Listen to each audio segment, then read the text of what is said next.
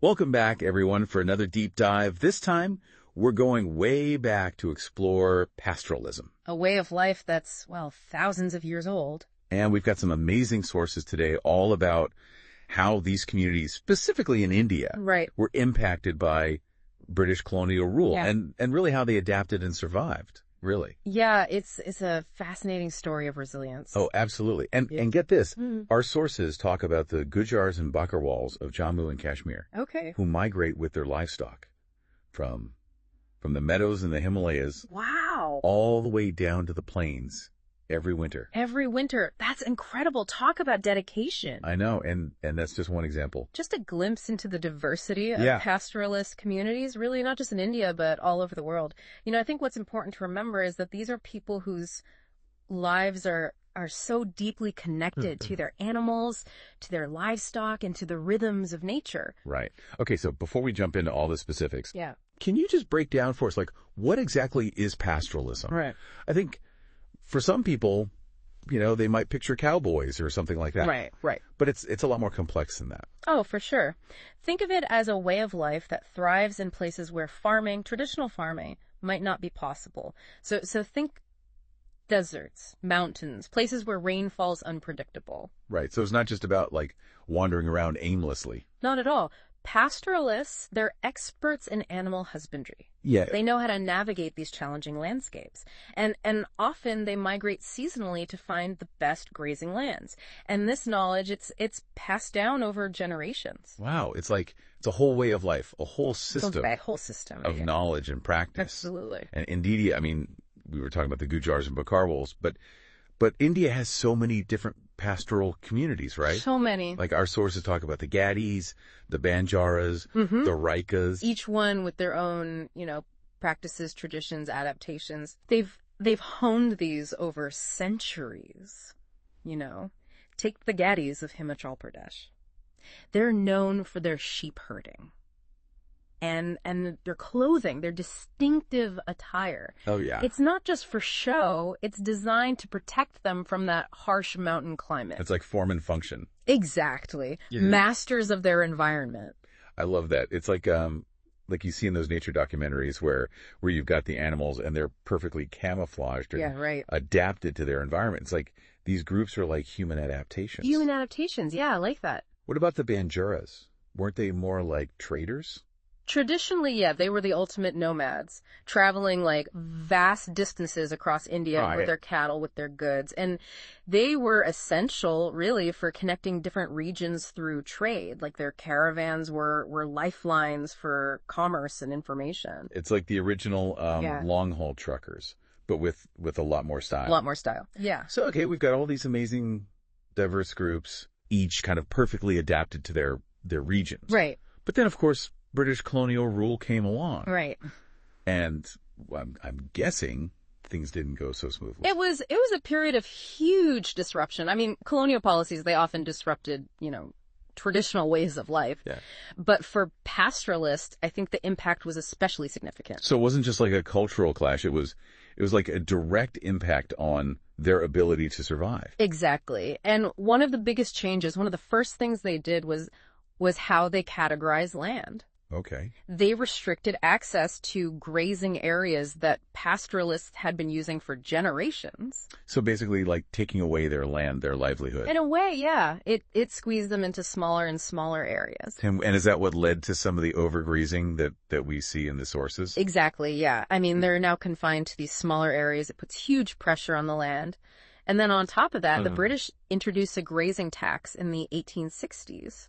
Wait, so they're taking away their land and then they're making them pay to use the little land they have left? Basically, yeah. They had to pay for each animal grazing on land that they had always considered theirs.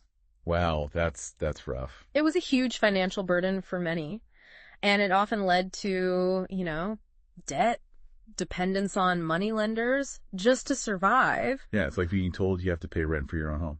Yeah, and it's a classic example of how colonial policies, even those that seem like they're just about, administration or revenue, can have this devastating effect on the economic independence of these communities.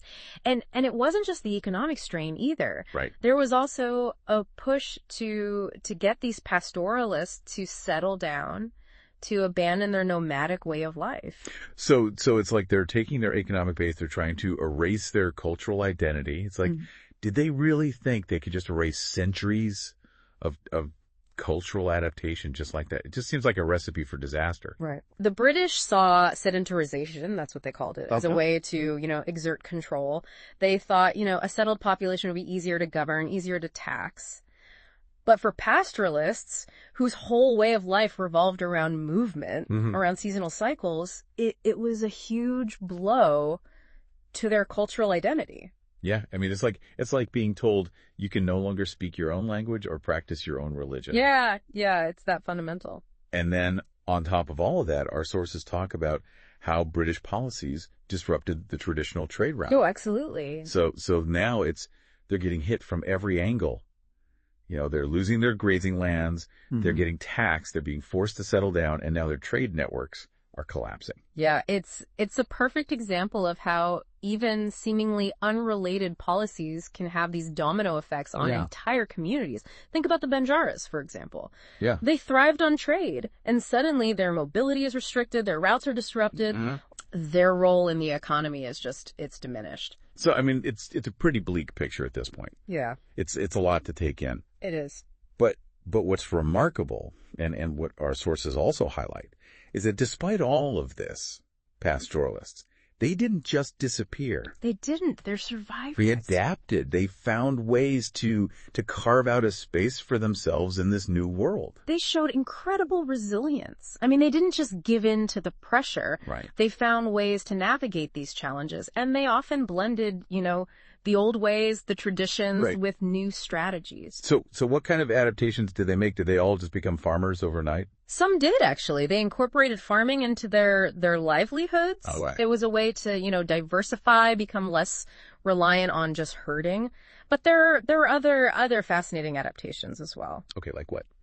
Well, some communities made this really tough choice to reduce their herd sizes. Oh, I can see how that makes sense. Yeah. Like economically, given the grazing tax. But I imagine that must have been a really hard decision. It was. I mean, these animals, they're not just, commodities to them. Right. There's a cultural connection, an emotional bond. Absolutely. And that's what's so powerful about their story. They're making these pragmatic decisions, but it wasn't easy. It was about survival, but also trying to hold on to their identity. Yeah, it's that balance, right? Exactly. And then there were others who decided to strike out, to migrate to new areas in search of better grazing lands or more lenient regulations. That takes a lot of courage. It does, to just pack up your whole life, your family, your animals, and go into the unknown. It shows you how determined they were to preserve their way of life, even if it meant starting over. Incredible. And it wasn't just geographical shifts either. Some pastoralists, they actually took on new jobs. They became laborers, they became transporters, they found new ways to trade.